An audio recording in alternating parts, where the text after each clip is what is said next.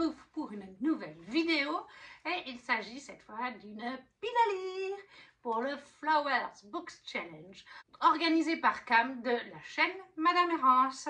C'est ma deuxième participation. Ça fait plusieurs années qu'il existe. C'est un challenge autour des fleurs. Il aura lieu sur 2 mois, du 1er mai au 1er juillet. Et on a 8 catégories en tout, avec différentes fleurs. On peut le faire de différentes manières. Cam nous propose par couleur de fleurs ou par thématique associée à la fleur. Voilà, et donc on fait comme on veut. Une pile à lire où des fois on choisit la couleur, des fois la thématique, ou 2 piles à lire avec une de chaque, ou on regroupe carrément la version la plus dure, comme disait Cam l'autre jour, carrément que le livre de la couleur soit aussi de la même thématique. Mais ça, je pense qu'il faut avoir des piles à lire de 400-500 livres pour pouvoir trouver que ça matche pour tout. Je vous invite à aller voir sa chaîne pour avoir vraiment toutes les significations des fleurs, les visuels. Elle a fait un magnifique travail. Elle a plein de petits goodies que vous pouvez aussi vous acheter si vous le souhaitez. Et puis ça permet aussi de la soutenir, bien sûr. Moi, j'ai décidé de faire 2 piles à lire. Une par couleur, une par thématique. Je ne sais pas si j'arriverai à tout lire. Ça fait 8 livres par mois, oui. Mais le fait est qu'il y a un mois, le mois de mai, ça chevauche avec le Tarot Book Challenge de Livromancienne d'Aurélie. Et normalement, il y a encore le mois de la fantaisie au mois de mai par Steph de Piketty. Mais pour l'instant, il n'y a pas eu d'annonce. Je n'ai pas vu sur son Instagram où j'ai loupé quand est-ce que la vidéo arrive. Et on est le 24 avril. Donc, pour l'instant, on est sur cette pile à lire du Flowers Book Challenge 2025. Et la première, alors oui, forcément, comme ça chevauche, vous retrouverez plusieurs livres en commun. Mais il y a des nouveaux livres quand même pour cette pile à lire, puisqu'il y aura le mois de juin et je n'avais pas encore de livres pour le mois de juin sélectionnés. On commence avec la première fleur, qui est l'encolie, et elle est de couleur bleue. Donc il fallait lire un livre bleu. Je n'ai pas été chercher très loin, c'est un livre qu'il faut que je lise en plus en début du mois de mai, avant les Imaginales. Les Carmidor, le tome 1 d'Olivia Gometz aux éditions Plume Blanche, puisqu'Olivia est au stand Plume Blanche des Imaginales. Et le côté bleu, oui, ben je pense que ça se voit, hein. Vous avez l'océan ou la mer et le drapeau. Donc on ne peut pas faire plus bleu que ça, je pense. Il n'est nulle gloire sans nom. Le royaume de Rubizie se déchire entre l'ouest, appauvri par de graves sécheresses, et les riches duchés de l'est, dont l'influence menace le roi. Mus par l'ambition, les nobles continentaux et la puissante famille Carmidor s'allient contre la dynastie royale. Seule la princesse héritière d'Istra Arvania échappe au massacre. Entre complot, assassinat et montée en puissance d'une secte religieuse prédisant le soulèvement des océans, les Carmidor doivent lutter pour leur survie, quels que soient les sacrifices. Plus que les autres, ils le savent, les vagues les plus dévastatrices seront faites de larmes et de sang. Voilà, donc les Carmidor, le tome 1 d'Olivia Gometz aux éditions Plume Blanche pour le livre bleu. Et dans cette catégorie de l'aconite, l'encolie, nous avons aussi un livre qui est triste.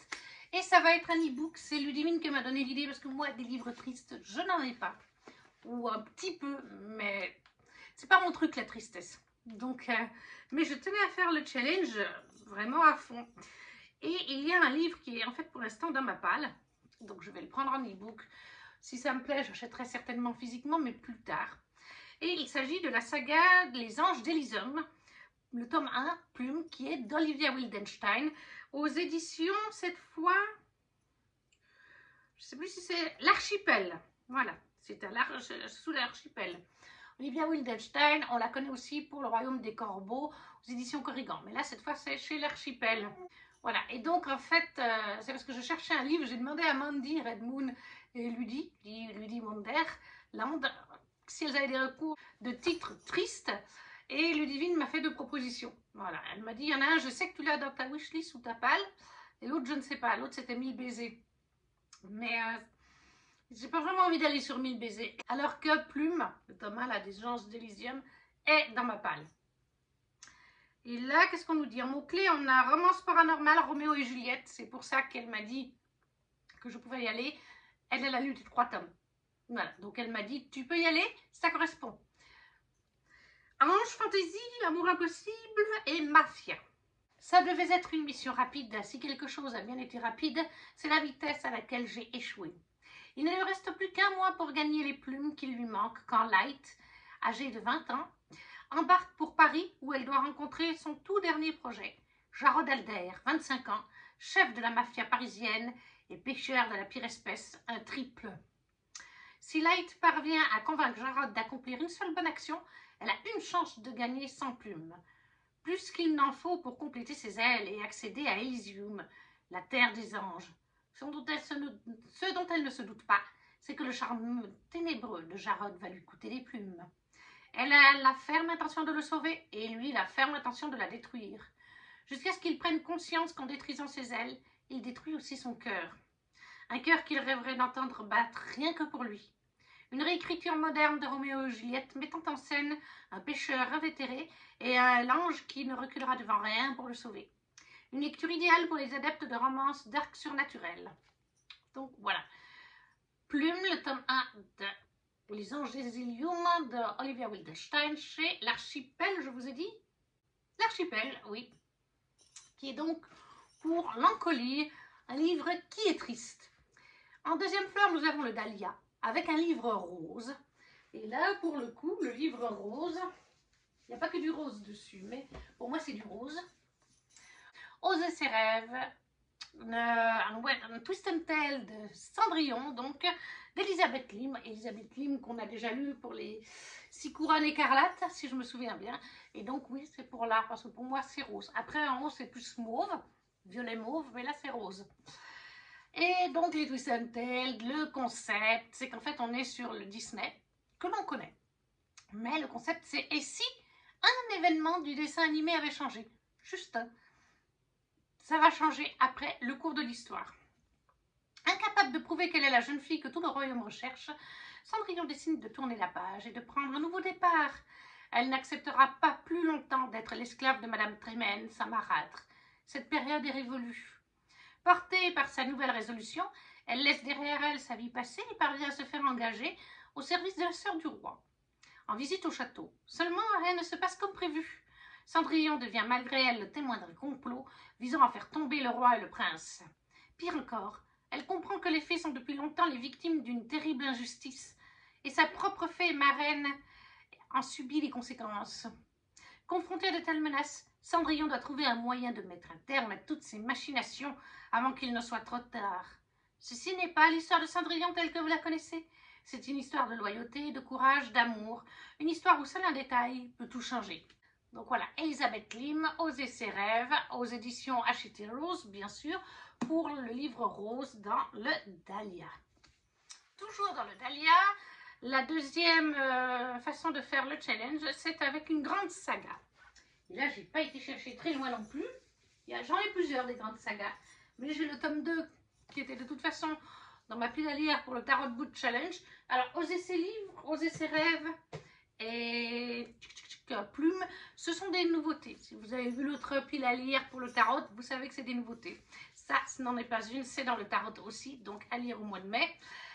Les héritiers d'Ungardia, si je me rappelle bien, c'est La puissance d'une reine. C'est le tome 2 de Chloé C. Penaranda, pardon, aux éditions de Saxus. C'est un tome 2, donc je ne vais pas vous lire le résumé de ce dernier, mais je vais vous lire le résumé du tome 1. Et là, je vois sur la booknote, il y a 6 livres. Donc, c'est une longue saga. En Ungardia, même les rêves sont dangereux. Dans la ville pauvre d'un royaume où les fae sont plus puissants que les humains, Faeth, une orpheline douée pour le maniement de l'épée, sait qu'il est important de garder la tête baissée pour survivre. Lorsqu'elle attire l'attention de Nick, un garde royal, elle apprend rapidement que sa nature mortelle n'est pas la seule raison pour laquelle elle doit rester à l'abri des regards. Nick est un octiste, un assassin de l'esprit qui a le pouvoir d'entrer dans les rêves des autres.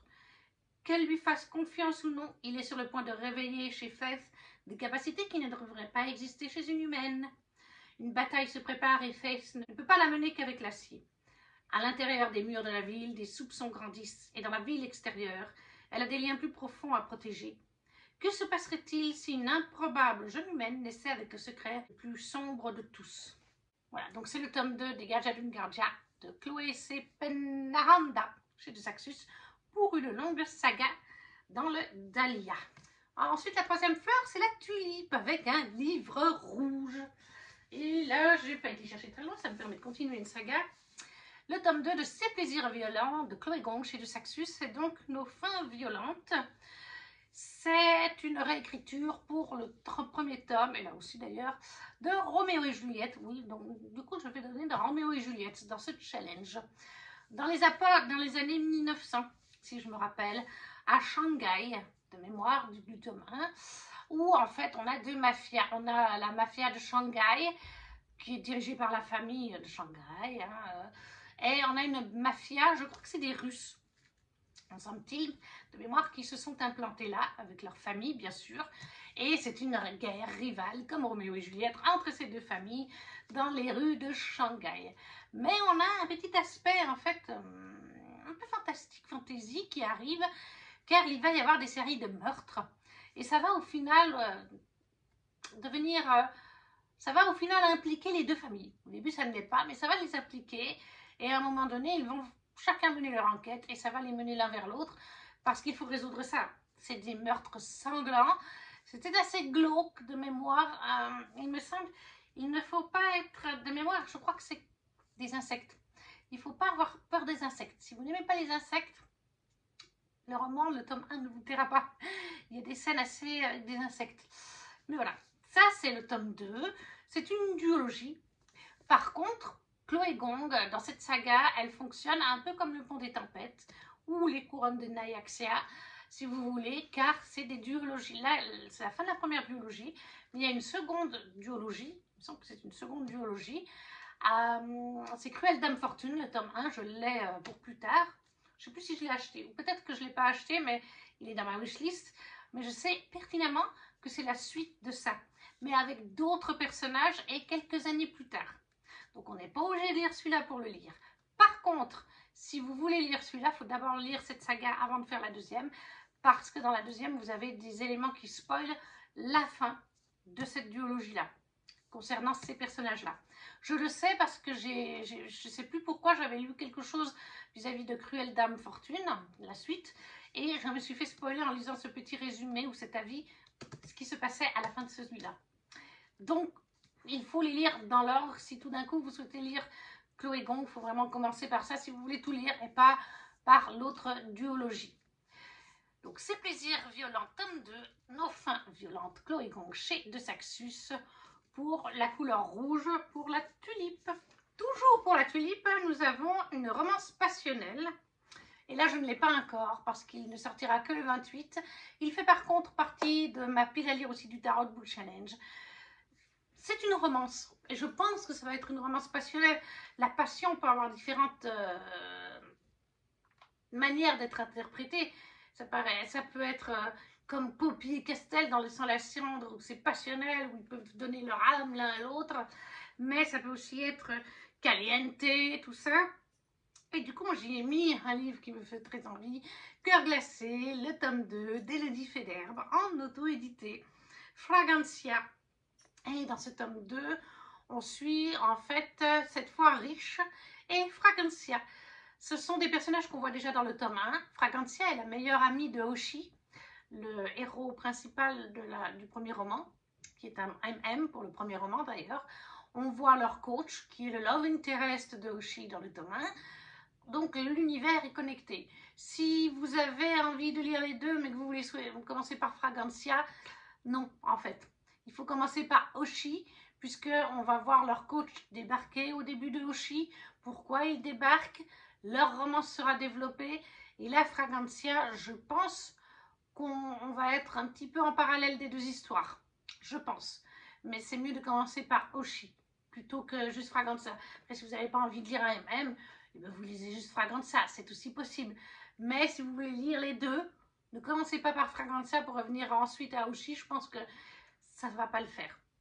Voilà, donc dans Fragancia, on suit donc Fragancia et Riche, qui sont enemies to lovers en fait, hein, carrément, parce que Fragancia ne peut pas piffrer Riche, ça fait des années qu'ils patinent ensemble, tous les trois, avec Hoshi.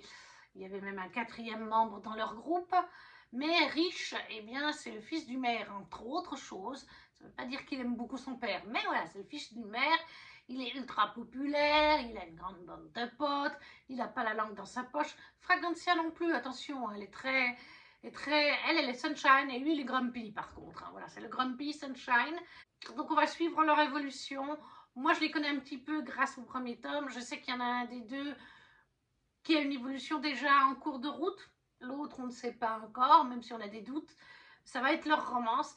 Et en fait dans ce tome, ils vont être amenés, déjà qu'ils patinent ensemble, enfin qu'ils ont le même coach. Donc ils ont les mêmes heures d'entraînement, chacun leur tour.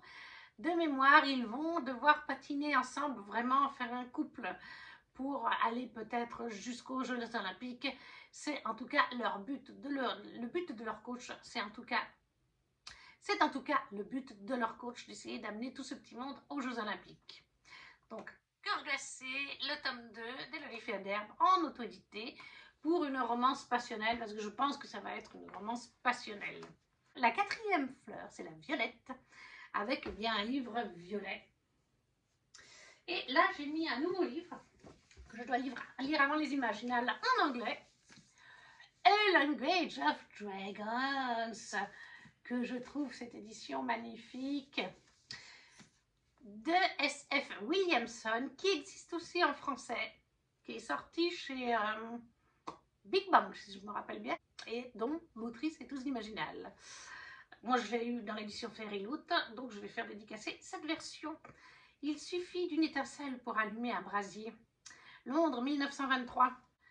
Les dragons sillonnent le ciel et dans les rues, le peuple se révolte. Vivienne, elle, reste concentrée. Elle veut devenir traductrice de langue draconique et s'assurer que sa petite sœur n'aura jamais à vivre dans la misère de la 3e classe. Et pourtant, il ne lui faudra qu'une journée pour déclencher une guerre civile. Dès lors, elle n'a pas le choix. Pour réhabiliter les siens, elle doit travailler pour le gouvernement britannique et tout faire pour décrypter un mystérieux code draconique. Si elle échoue, sa famille mourra. Mais aux côtés des autres jeunes recrutés, et normalement d'Atlas, un garçon aux tendances rebelles, issu de la 3e classe, Viv comprend peu à peu que les enjeux du conflit ne sont pas ce qu'elle pensait. Quelle guerre est-elle vraiment prête à mener? Un premier roman incontournable et une nouvelle voix unique. Une fantaisie épique pleine de rebondissements, de trahisons, d'identités secrètes et de romances clandestines slow burn. Voilà. Donc, A Legend of Dragons de S.F. Williamson, oui c'est bien ça, l'édition Fairyloot, pour un livre violet. Dans la catégorie donc violette. Et toujours pour cette dernière, on devait prendre un livre où on en a peu entendu parler. Alors c'est un livre qui est sorti, qui a été en campagne Ulule, mais c'est une maison d'édition moins connue que Hugo, Brajlon, des choses comme ça. Donc il tourne un petit peu, mais il ne tourne pas des masses non plus sur les réseaux. Disons que moi il tourne parce que je suis la maison d'édition et que je connais 2-3 personnes qui ont ce livre dans leur wishlist ou dans leur pile. C'est Macara et le lion de pierre, oui c'est ça, de J. Robin, dans sa très belle édition que j'ai acheté au Salon du Livre de Genève il y a quelques semaines. Et celui-là, vous l'avez vu par contre pour le Tarot Book Challenge, à la différence de A Language of Dragons, qui est une nouveauté. Et donc là, on nous dit, la nuit où son monde s'effondra, Macara n'était qu'une enfant. Derrière le passage de l'armée de l'impitoyable Ren Skirit, n'en demeurait que cendres et dévastation. Des années plus tard, le destin sourit à la survivante. Elle invoque par mégarde le lion de pierre, un artefact millénaire porteur d'un pouvoir immense. Macara y voit alors une chance inespérée de venger la mort de sa famille et le massacre de son peuple. Mais sur sa route se trouve le prince Aran, fils renié de la souveraine. Envoyé par celle-ci pour retrouver l'animal légendaire, le jeune homme est prêt à tout pour regagner son honneur perdu. Quitte à pactiser avec l'ennemi. Quel prix seront-ils prêts à payer pour obtenir ce qu'ils désirent le plus? Voilà, donc Macara et le lion de pierre de J.R. Robin chez Le Héron d'Argent Édition pour La fleur violette, un livre dont on a peu entendu parler. Ensuite, pour la 5e fleur, c'est l'Anturium que je ne connaissais pas, avec un livre vert. Et bon, le livre vert, j'ai un petit peu galéré, puis tout d'un coup ça m'est revenu. Dans la vie des pantins de T.J. Klune aux éditions de Saxus.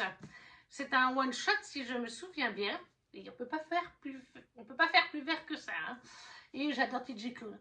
Le clan Bennett, c'est une saga chouchou, tout comme les contes de Vérania. J'ai lu aussi d'autres romans chez De Saxus, La maison au milieu de la mer céruléenne, Sous la porte qui chuchote. Donc, il traîne depuis un petit moment celui-là dans ma pile à lire. Il était temps de le sortir. Pénétrez dans une forêt étrange et suivez le voyage extraordinaire d'une famille faite de pièces détachées. Victor est le dernier humain vivant depuis que l'humanité a été éradiquée. Il partage la vie de 3 robots. Son père, Giovanni, l'infirmière Ratched, autant d'un sociopathe mais au grand cœur, et Rambo, un petit aspirateur anxieux. Tous vivent en sécurité dans une maisonnette perchée dans un arbre. Leur vie parfaite bascule lorsque Victor ramène de la casse à un nouvel androïde qui alerte involontairement l'autorité de l'endroit où se cache Giovanni. Ce dernier est capturé, puis transféré à la ville des rêves électriques. Pour le groupe d'amis, le temps presse. Ils doivent le retrouver avant qu'il soit reprogrammé et sa mémoire effacée. Mais bientôt, c'est l'existence même de Victor qui se trouve menacée. Voilà. Dans la vie des pantins, de T.J. Klune pour le livre vert chez De Saxus. Toujours donc pour l'Anturium, on a un livre où on se sent bien dedans. Alors là, Madame Errance conseillait une saga qu'on aime bien, une relecture, ou une suite de sagas qu'on savait qu'on aimait, mais j'ai choisi, je pense que c'est un one-shot de mémoire, je pense que ça va me plaire. Je sais qu'il n'a que des bons avis, la couverture, le résumé, tout m'indique que ça va certainement être un coup de cœur et une lecture doudou. La petite boutique de sortilèges de Sarah Beth Durst aux éditions Brajlon. Oui, c'est cela, Brajlon, avec le joli petit page. On est sur un cozy fantasy. Et rien que la phrase d'accroche, en fait, moi je ne lis même pas le résumé, c'est juste la phrase d'accroche. Une somptueuse fable foisonnante de livres, de sortilèges volés, d'amitié inattendue, de confitures délectables et d'amour plus délicieux encore. Rien que ça, moi ça me donne très envie. Je ne cherche même pas à lire le résumé, je l'avais lu à l'achat, mais je ne veux pas le relire depuis. Puis de toute façon, je vous l'ai présenté aussi dans le Tarot Book Challenge, celui-ci. Donc voilà. La petite boutique de sortilèges de Sarah Beth Durst chez Brajlon pour un livre où on se sent bien dedans, qui était donc pour l'Anturium. La 6e fleur, c'est le Plumeria et c'est un livre jaune qu'il faut lire. Un peu galéré, j'en ai pas beaucoup de livres jaunes. Et j'ai mis le Roquesby de tome 1, pas le 2, juste le 1, de Julia Quinn aux éditions J'ai lu. Julia Quinn, l'autrice des Bridgerton. Et ceci se déroule dans les Bridgerton. De mémoire, oui voilà. On est avant la naissance du premier des 8 descendants d'Edmund et Violette Bridgerton. Et donc en fait, on va suivre Sibylla, la sœur d'Edmund. Et donc Edmund, c'est le frère, c'est le mari de Violette Bridgerton en fait. Donc on va suivre sa belle-sœur, on peut dire ainsi. Sibylla, qui bien sûr va chercher à faire un mariage avantageux, j'imagine. Je ne cherche pas plus loin. Je sais juste qu'on est un petit peu avant dans la chronique des Bridgerton et qu'on suit la sœur d'Edmund, donc le mari de Violette, qui est donc sa belle-sœur. Voilà, j'ai pas besoin de plus, on verra ce que ça donne. Moi j'ai hâte, mais ça fait un moment qu'il traîne dans ma pile à lire. Je n'ai pas besoin de vous parler de la chronique des Bridgerton. On sait que ça se passe dans les années 1700-1800. Alors là, comme on est un peu plus tôt, on est dans les années 1779. Voilà, on est un petit peu avant. Comme je vous dis, on est avec la sœur d'Edmund. Mais voilà, romance contemporaine, romance historique, tout ce qu'il y a de plus banal, mais qui a un franc succès actuellement. Pour le livre jaune, la chronique des Roquesby, j'arrive jamais à dire, je dis autrement, je dis Roquesby. Là, je dis Roquesby, mais avant, je disais autre chose. De Julia Quinn, aux éditions J'ai lu. Et pour toujours la Plumeria, on a à lire un livre fantastique, tout simplement. Voilà. Et là, j'ai mis un livre que j'ai dans la palle du Tarot Book Challenge. Runborn, le tome 1 d'Ariel Holz, chez Gulfstream Édition. Chez Gulfstream Édition. Et là, on est avec de la mythologie nordique. Né marqué d'une rune, Tyr est un Runborn. Mais 2 siècles après le Ragnarok, les dieux nordiques ont oublié et le jeune homme ignore tout de son héritage. Lors d'un rite de passage organisé par la prêtresse de son village, Tyr découvre qu'il est, comme ses amis Hel et Bragi, le maillon d'une chaîne forgée bien avant sa naissance. Porteur des pouvoirs d'une divinité, ils doivent réunir les 24 runes dispersées dans le monde pour redonner vie aux dieux. Il leur faudra pour cela convaincre les autres Runborn, ou s'approprier leurs runes par la force. Face au chemin pavé de sang qui s'impose à eux, Tyr et ses compagnons sacrifieront-ils ce qu'ils sont pour accomplir leur mission sacrée? Voilà, Runborn, le tome 1 d'Ariel Holz. Lui aussi est aux Imaginales, mais je ne pense pas arriver à le lire avant les Imaginales. Et de toute façon, en fait, je l'ai déjà fait dédicacer. Parce que celui-là, je l'ai acheté là-bas. Non, je l'avais acheté avant. Je l'ai fait dédicacer l'année passée. Donc ça, c'est pour une fantaisie. Fantastique, tout simplement. Sous la Pluméria. Ensuite, on passe à la Capucine. Avec un livre orange à lire. Et là, j'ai mis un e-book qui apparaît là. Mercy Thompson, le tome 2, qui est de Patricia Briggs, si je ne vous dis pas de bêtises. Oui, c'est ça. Patricia Briggs. Les liens du sang. Alors, je ne vais pas vous lire le résumé du tome 2. Hein, c'est un tome 2. Mais le tome 1 nous dit « Les loups-garous peuvent être dangereux si vous vous mettez en travers de leur chemin. Ils ont un talent extraordinaire pour dissimuler leur véritable nature aux yeux des humains. Mais moi, je ne suis pas tout à fait humaine. » En effet, Mercy Thompson n'est pas une fille des plus banales. Mécanicienne dans le Montana, c'est une dure à cuire qui n'hésite pas à mettre les mains dans le cambouis et à sortir les griffes quand le danger frappe à sa porte. Mais ce n'est pas tout. Son voisin très sexy est le chef de meute d'une bande de loups-garous. Le minibus qu'elle bricole en ce moment appartient à un vampire, et la vieille dame très digne qui lui rend visite vient jeter des sorts sur son garage. Au cœur de ce monde de créatures de la nuit, Mercy se trouve mêlée à une délicate affaire de meurtre et d'enlèvement. On est dedans de la bitlite, bien sûr, avec un triangle amoureux, des créatures fantastiques et de la magie. Et elle-même, Mercy, n'est pas tout à fait une humaine non plus d'ailleurs. Donc Mercy Thompson, le tome 2, de Patricia Briggs, et c'est aux éditions Milady, si je ne me trompe pas. Oui, c'est ça, aux éditions Milady. Ensuite, toujours pour la Capucine, c'est une forme de résilience, une lecture sous une forme de résilience. Pas évident. Comme nous disait, un livre dystopique genre Hunger Games rentre bien, parce que la résilience pour elle, c'est une victoire dans la souffrance. Quelque chose comme ça. Moi, je n'ai pas Hunger Games de dystopie, je ne suis pas du genre ça. J'ai réfléchi, j'ai mis Endless Fall de Louise Langlois, qui est aussi dans le Tarot Book Challenge, comme Mercy Thompson d'ailleurs, parce que je sais que le résumé, on nous dit que la jeune fille, Eden, est harcelée au lycée et elle trouve refuge dans sa passion pour le patinage artistique, jusqu'au jour où une chute brutale met fin à ses rêves de patineuse. Brisée, sa famille n'a d'autre choix que de déménager pour lui permettre de se reconstruire. À Rock Ridge, son nouveau lycée, Eden se jure de ne plus jamais poser un pied sur la glace. Mais sa rencontre avec un groupe d'amis, et surtout avec Cole, un hockeyeur déterminé, bouleverse ses résolutions. Alors qu'il lui demande de devenir son entraîneuse, Eden devra affronter ses peurs et peut-être ouvrir son cœur à celui qui pourrait la convaincre de revenir sur la glace. Moi, je pense que ça peut rentrer sous une forme de résilience parce qu'elle a été harcelée à l'école. Il y a d'autres mots-clés sur Booknote d'ailleurs qui font dire qu'elle a eu des souffrances et que là, maintenant, elle essaye de se reconstruire et que Cole va peut-être d'ailleurs l'aider à se reconstruire. Donc, au final, on est sur des souffrances avec à la fin, je pense, une victoire. Du moins, je l'espère. Donc, Endless Fall de Louise Langlois, qui est au livre de poche. Pour la Capucine.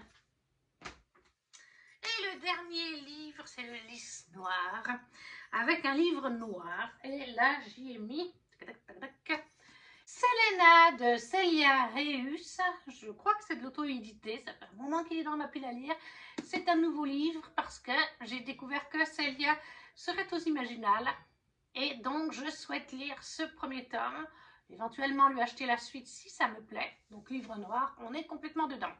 On nous dit, elle avait échappé à tout, mais peut-elle vraiment fuir qui elle est?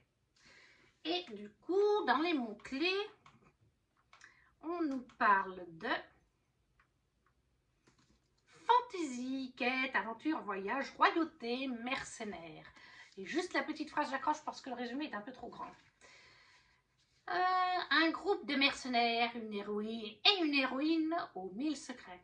un roi assassiné et 2 héritiers, 2 suspects et une couronne qui attend son souverain. Voilà, j'ai pas besoin de plus.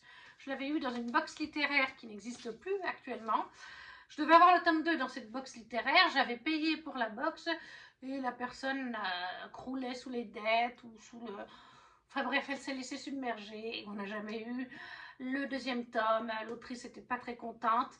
Mais comme je n'avais pas lu, elle avait proposé à ceux qui étaient censés l'avoir de la contacter et puis de lui faire le paiement. Mais comme j'avais déjà payé et que j'ai jamais eu mon remboursement de l'autre et puis que j'avais pas encore lu le premier, je n'avais pas pris. Mais voilà, Selena, le tome 1 de Celia Reyus, en ce qui me semble être de l'auto-édité, pour le livre noir, le lys noir.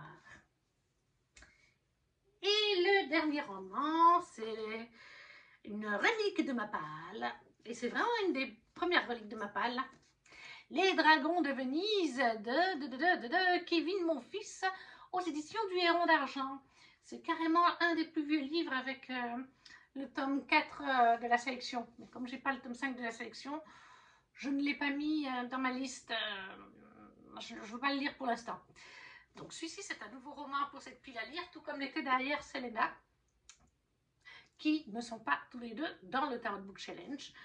Et donc là, on nous dit Venise, 14e siècle, la cité des Doges rayonne dans sa gloire. L'alliance immémoriale de la ville italienne avec le peuple des dragons assure sa puissance. Arrimés aux galères de guerre, les reptiles ailés contribuent à l'expansion de l'empire vénitien sur les mers. La paix qui en résulte permet prospérité et bonheur à tous. Des sirènes batifolent dans les canaux de la Sérénicisme, tandis que des licornes galopent dans ces ruelles splendides. Le lion de Saint-Marc fait sa sieste en écoutant un lutin jouer de la mandoline à l'ombre des hauts dômes de la basilique. Mais les puissants sorciers de la cité de Gênes, la rivale de Venise, ourdissent un terrible complot. Alors que la ville en liesse se prépare à festoyer pour le carnaval, tout va basculer. Voilà. C'est un one-shot, donc Les Dragons de Venise de Kevin Monfils aux éditions du Héron d'Argent pour le lys noir, une relique de Mappal. Et voilà, du coup, on en a terminé pour ces 2 piles à lire du Flowers Book Challenge 2025. J'espère que la vidéo vous a plu. N'hésitez pas à laisser un commentaire comme d'habitude en me disant si vous avez lu certains de ces livres, si vous faites envie. Si ce n'est pas le cas, vous laissez juste un petit emoji ou si vous êtes timide. Ça soutient la chaîne comme un petit pouce. Et à partager la vidéo si le cœur vous en dit ou à vous abonner si ce n'est pas déjà fait. On se retrouve très vite pour une prochaine vidéo. Ciao, ciao!